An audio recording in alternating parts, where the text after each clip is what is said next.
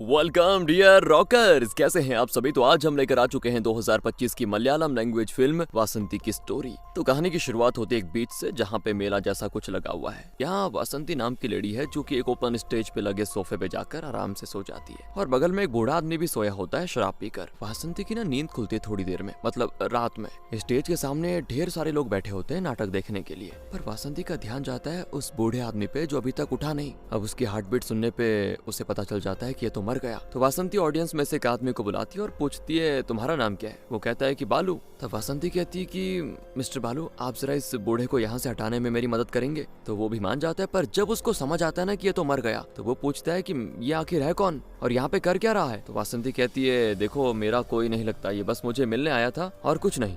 ये बात बालू को बड़ी अजीब लगती है कि जब ये कोई लगता ही नहीं तो फिर ये तुमसे मिलने क्यों आया था। बालू को दोस्तों ये सब वासंती का नाटक का हिस्सा लगता है, इसीलिए वो जाकर वापस ऑडियंस की भीड़ में बैठ जाता है। और जब हंसते हुए वासंती उसको दोबारा बुलाती है तो वो कहता है कि नहीं नहीं, मैं अपनी बीवी बच्चे के साथ नाटक देखने आया हूँ, मुझे शांति से देखने दो प्लीज। आप एक काम कीजिए, किसी और को अपने नाटक में यूज कर लीजिए। तभी बाकी लोग भी दोस्तों नाटक शुरू करने का हल्ला करने लग जाते हैं। वासंती कहती है कि अच्छा, मैं शुरुआत अपनी स्टोरी से करती हूँ, आपको मैं अपनी लाइफ के बारे में बताती हूँ तो सुनिए। पर तभी बालू वापस आ जाता है स्टेज पे और उस आदमी का चेहरा गौर से देखते हुए कहता है कि ये तो हमारे जज साहब है ना। नहीं नहीं, अब तो पुलिस और आर्मी तुम्हें छोड़ने नहीं वाली। मगर वासंती को जैसे तो कोई डर ही नहीं होता। वो कहती है कि अब अगर ये सामने से चलकर मुझसे मिलने आया और यहाँ पे आके मर गया तो इसमें मैं क्या कर सकती हूँ। इस पे बालू कहता है कि पर तुम्हें तो ये बताना ही होगा कि ये तुमसे मिलने आखिर आया ही क्यों था। वासंती पूछती है तुम किसी प्रोस्टिट्यूट से मिलने क्यों जाओगे। और ये सुनकर बालू ऑफेंड हो जाता है, कहता है भला मैं किसी प्रोस्टिट्यूट के पास क्यों जाऊंगा। और तब वासंती कहती है कि सॉरी, मैं तो भूल ही गई थी कि तुम यहाँ अपनी बीवी बच्चों के साथ आए हुए हो।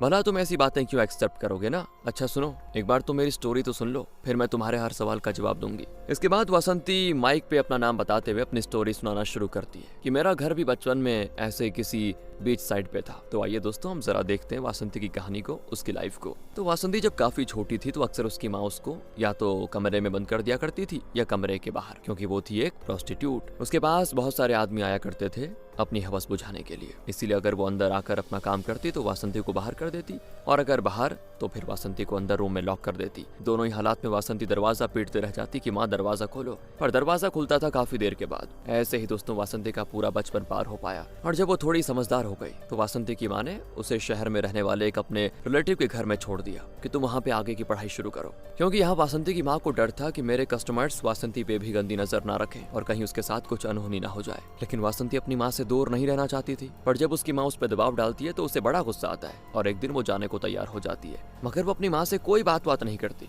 चुपचाप जाकर बस में बैठ जाती है। और जब वो बस में होती है तो रोना शुरू कर देती है, जिससे एक रमन नाम का अधेड़ उम्र का आदमी वासंती के पास आ जाता है और उससे पूछता है कि तुम रो क्यों रही हो, कहाँ जाना है तुम्हें आखिर। मतलब इस तरह के वो कई सारे सवाल करता है, मगर वासंती उसके एक भी सवाल का जवाब नहीं देती। तब रमन खुद अपने बारे में बताना शुरू करता है कि मेरा ना पास के गांव में घर है, मेरी अच्छी खासी खेती भी होती है। जब तक मेरी वाइफ जिंदा थी तो वो सारा काम संभाल लेती थी, पर उसके जाने के बाद मैं बहुत ही अकेला पड़ गया हूँ। यहाँ रमन की बातें सुनकर वासंती का मन बदल जाता है और वो चाहती थी कि मैं इनके साथ ही रहूं। तो जब रमन अपने स्टॉपेज पे उतरता है तो वो भी साथ में उतर जाती है और साथ ही में रहने की बात करती है, जिसके लिए रमन भी मान जाता है। वासंती दोस्तों उसकी बेटी की उम्र की थी और रमन का कोई बाल बच्चा भी नहीं था, ऊपर से वाइफ की भी मौत हो गई थी, तो उसे कोई चाहिए था हाथ पटाने वाला। और वासंती जब रमन के घर जाती है तो देखती है रमन का घर छोटा सा है, सोने के लिए बस एक ही जगह है जिसपे रमन खुद सो जाता है और वासंती को सोने के लिए चटाई दे देता है, जिसे बिछाकर बेचारी सो जाती है। क्या करती, मगर आधी रात में उसको रमन जगाता है, क्योंकि वो जहाँ पे सोई हुई थी ना वहाँ पे बारिश की बूंदें टपक जाती है। तो वो छत पे बाल्टी लगा देता है पानी नीचे ना गिरे। जिसके बाद वासंती पूरी रात बारिश रुकने का इंतजार करते करते बैठी बैठी सो जाती है। फिर अगले दिन से वो रमन के लिए खाना वगैरह पकाने का काम करती है। तो इस तरह कुछ दिन तो गुजर जाते हैं। फिर एक चंदू नाम का लड़का जिसके पास फटफटिया बाइक होती है, वो वासंती को ताड़ना शुरू कर देता है। और एक दिन की बात है जब रमन खेत में काम करने के लिए गया होता है ना, और वासंती घर पे बेचारी अकेली थी, तो घर का सारा काम धाम करने के बाद वो कुएं से पानी निकालती है और अपने ऊपर डालकर नहाने भी लगती है। हालांकि उसने कपड़े तो पहन के रखे हुए थे, मगर वो भीगने की वजह से थोड़ा उस तरह के हो गए थे, बॉडी पे चिपक गए थे। और ये चीज वो चंदू देखकर टाइम पास कर रहा था। तो जैसे वासंती उसे नोटिस करती है ना, फौरन घर में घुस आती है वो, जहाँ उसी वक्त रमन भी आ जाता है। और रमन को देखते चंदू वहाँ से 9-2-11। लेकिन यहाँ पे क्या हुआ ये बातें रमन समझ जाता है, इसीलिए वो वासंती से कहता है कि तुम्हारा इस तरह से घर पे अकेले रहना सही नहीं है। तुम मेरे साथ कल से खेत पे चलना, वहाँ थोड़ा हाथ भी बटा देना, वहाँ मेरी थोड़ी मदद भी हो जाएगी। तभी दोस्तों स्टोरी आती प्रेजेंट में। वासंती को आता एक फोन जो किया था जज की वाइफ ने। बालू पूछता है किसका फोन था, तो वो बताती है इसी बुढ़ाऊ की बीवी का। कह रही थी कि मैं गाड़ी भिजवा रही हूँ, मेरे पति की लाश मेरे घर भिजवा देना। दरअसल वो नहीं चाहती ना कि 4 लोगों को पता चले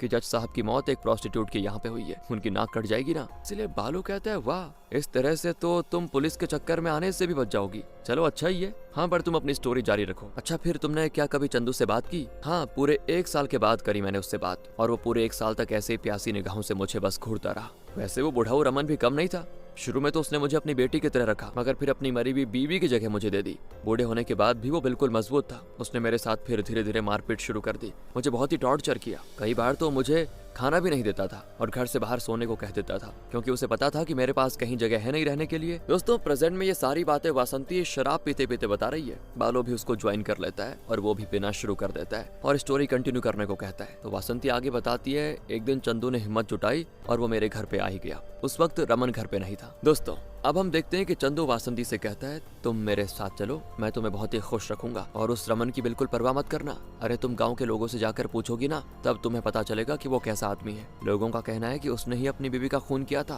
तभी वहाँ पे रमन आ जाता है और चंदू चुपचाप उसके घर से निकल जाता है बिना कुछ बोले। इसके बाद तो रमन का गुस्सा फूटता है वासंती पे। वो उसे मारता है और कहता है कि तुम्हें मेरे कंट्रोल में रहना होगा, जो जी में आए वो नहीं कर सकती तुम। और फिर मारने पीटने के बाद रमन जाता है शराब पीने और घर आकर थोड़ा सा खाना खाता है और फिर वासंती के साथ जबरदस्ती करने की कोशिश। मगर आज वासंती विरोध करती है उसका, और जब थक हार कर रमन सो जाता है तो वो उसके हाथ पैर बांध देती है और अपने कुछ कपड़े एक बैग में डालकर निकल जाती है चंदू के साथ। चंदू भी उसे अपने बाइक में बैठाकर शहर लेके जाता है। वो एक छोटे से होटल पे रुककर वासंती को खाना खिलाता है और फिर कुछ दूर जाने के बाद उसकी बाइक बंद पड़ जाती है। यानी कि दोस्तों यहाँ से इनके आगे का सफर पैदल ही शुरू होता है। चंदू अपनी बाइक को धक्का देते हुए वासंती से कहता है कि बस ज्यादा दूर नहीं है, जल्दी पहुंच जाएंगे। अच्छा वैसे तुम्हारे मन में कोई सवाल हो तो बताओ, तुम सोच रही होंगी कि मैं क्या करता हूँ, कहाँ रहता हूँ, है ना? वासंती पूछती है तुम मेरे बारे में क्या जानते हो? चंदू कहता है तुम वासंती हो और मुझे अच्छी लगती हो। तो वासंती कहती है बस मैं भी इतना जानती हूँ कि तुम चंदू हो और अच्छे हो, इतना ही काफी मेरे लिए। इसके बाद दोस्तों वासंती को चंदू अपने शहर के झुग्गी झोपड़ी वाले घर में लेके जाता है, जहाँ उसकी माँ भी रहा करती है। उसकी माँ जब उसे घूरती है ना तो चंदू कहता है ये वासंती है और आज से यही मेरे साथ रहेगी माँ।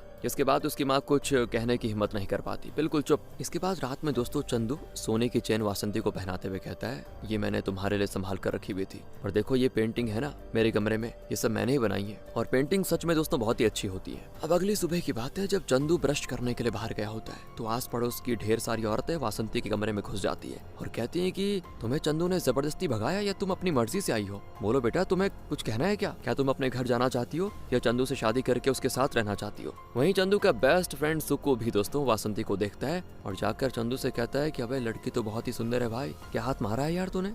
तो चंदू कहता है वो सब छोड़ो, एक मैकेनिक को बुलाओ, मेरी बाइक खराब हो गई है और हाँ आज कुछ सामान भी डिलीवर करना है। और चंदू और सुक्कू के जाते ही चंदू की माँ वासंती को खाना पकाने के लिए बैठा देती है और खुद कपड़ों की सिलाई करने के लिए मशीन पे बैठ जाती है। इसके बाद तो बक बक करना शुरू करती है कि तुम्हें क्या सोचकर उसके साथ यहाँ आने का सूझा? क्या तुम्हें पता भी है कि वो कौन है, कैसा है? अरे वो चोर है, चोर, रात भर चोरी चकारी करता है, आज नहीं तो कल उसका असली रंग तुम्हारे सामने आ ही जाएगा। देखो बेटिया मेरी बात मानो तो अपने घर चले जाओ, अगर कहोगे तो मैं तुम्हें तुम्हारे घर तक छोड़ दूंगी। मगर वासंती नहीं मानती दोस्तों, वो तो मतलब चंदू के साथ ही रहना चाहती है। रात में चंदू और सुक्कू वासंती का बनाया हुआ मस्त खाना खाते हैं। जहाँ वासंती और चंदू टीवी देख रहे होते हैं वहीं सुक्कू की तो नजरें ही नहीं हटती वासंती से। और फिर खाना वाना खाने के बाद चंदू वासंती को सो जाने को कह देता है, क्योंकि उसको अब कहाँ चोरी करने जाना था। मगर वासंती भी साथ चलने के लिए कह देती है तो चंदू से डांटता है कि नहीं तुम घर पे ही काम करो, कहाँ रहोगे हमारे साथ? मगर वासंती नहीं मानती। तब आगे चंदू बैठता है बाइक पे, बीच में वो वासंती को बिठाता है और पीछे बैठा होता है उसका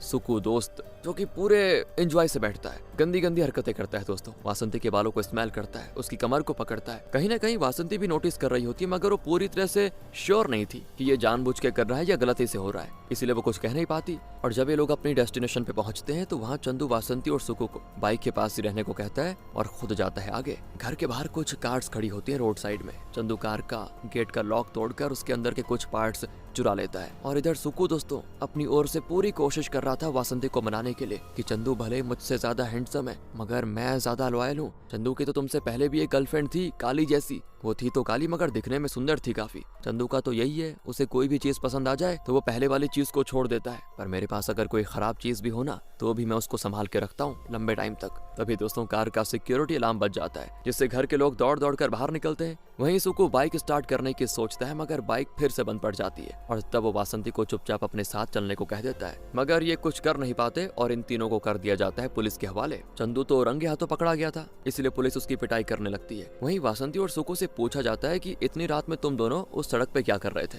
तो सुकु झूठ कह देता है कि देखिए हम दोनों तो हस्बैंड वाइफ है, हम फिल्म देखकर घर आ रहे थे मगर हमारी बाइक बंद पड़ गई जिसकी वजह से आप लोगों ने हमें चोर समझ लिया। यहाँ से सीन होता है दोस्तों प्रेजेंट में शिफ्ट। एक एम्बुलेंस वैन आती है जो कि जज की बॉडी को लेकर चले जाती है। तब वासंती बालू से कहती है कि अब तो तुम जा सकते हो, जाओ मुझे अब सोना है। पर बालू जाने को तैयार नहीं होता, वो कहता है कि नहीं मुझे पूरी स्टोरी जाननी है। वासंती भी कहती है अच्छा एक काम करो, तुम ना अपनी बीवी बच्चों को घर छोड़ दो, तब तक मैं थोड़ा रेस्ट कर लेती हूँ, आगे की स्टोरी बाद में बताऊंगी। जिसके लिए बालू मान जाता है। वासंती आज थोड़ी देर सोती है और फिर वो देखती है कि उसके सामने एक आदमी बैठा हुआ है। पूछने पे वो बताता है कि मैं बालू का ससुर हूँ और वो भी ये स्टोरी बड़े ध्यान से सुन रहा था। वो कहता है कि मेरी बेटी बिल्कुल मेरी वाइफ पे गई है, वो तो अब बालू को आने देने वाली है नहीं, तो इसीलिए तुम अपनी स्टोरी आगे बताओ। तो वासंती कहना शुरू करती है मुझे उस रात समझ में आ गया था कि चंदू पे आंख बंद करके तो भरोसा नहीं किया जा सकता। वैसे भी उसकी माँ ने एक भी तारीफ नहीं की थी उसकी, सिर्फ कमियां ही बताई थी। वहीं सुकु ने तो मुझसे वादा किया था एक अच्छी लाइफ देने का। एंड तभी स्टेज पे आ जाता है चंदू और वासंती से लड़ाई करने लगता है। तो वासंती स्टेज से उतरकर एक ऑटो पकड़ती है और चली जाती है वहां से। इसके बाद स्टोरी जाती है पास्ट में। एक दिन की बात है दोस्तों, वासंती भागते हुए आती है सुकु के रूम पे और कहती है कि तुम्हारे दोस्त ने मुझे मार्केट में देख लिया था। इतना सुनते ही सुकु का डर के मारे बुरा हाल कि कहीं अगर वो यहाँ पे आ गया, उसने देख लिया कि उसकी बंदी को मैंने अपने साथ रखा हुआ है तो मुझे नहीं छोड़ने वाला। तभी यहाँ सच में चंदू आ जाता है दोस्तों और वो काफी हल्ला हंगामा करने लगता है। और वासंती उससे कहती है मैं तुम्हें पसंद तो बहुत करती हूँ चंदू, पर तुम्हारा कोई भरोसा नहीं है ना? तो चंदू कहता है कि मैं दोबारा तुम दोनों की ना शक्ल तक नहीं देखना चाहता, दूर हो जाओ यहाँ से। फिर रात की बात है, वासंती सुकु को समझाती है चोरी चकारी चोरी करके कोई मेहनत मजदूरी वाला काम ही ढूंढ लो, थोड़े बहुत पैसे जोड़कर कुछ अच्छा कर लेंगे, जमीन ले लेंगे और एक छोटा सा घर हो जाएगा खुद का। तो पहले तो सुकु नहीं मानता, पर वासंती की बार बार कहने पर वो कहता है कि ठीक है, मैं जहाँ पे अपनी चोरी की चीजें बेचता हूँ उस आदमी से बात करता हूँ किसी काम के लिए। तब वासंती कहती है कि तब तक एक काम करते हैं, मेरे पास ये सोने की चेन है, इसको बेचकर काम कर लेंगे अपना। अब ये देखकर सुकु हंसने लगता है कि अरे ये चेन तो मैंने और चंदू ने मिलकर साथ में चुराया था, ये उसने तुम्हें दे दिया क्या? चलो इससे ही सही कुछ दिन का खर्चा तो निकलेगा। अगले दिन दोस्तों वासंती और सुकु जाकर सोने की चेन को बेच देते हैं और उससे जो भी पैसे मिलते हैं उससे खूब घूमना फिरना खाना पीना सब मस्त एंजॉय करते हैं।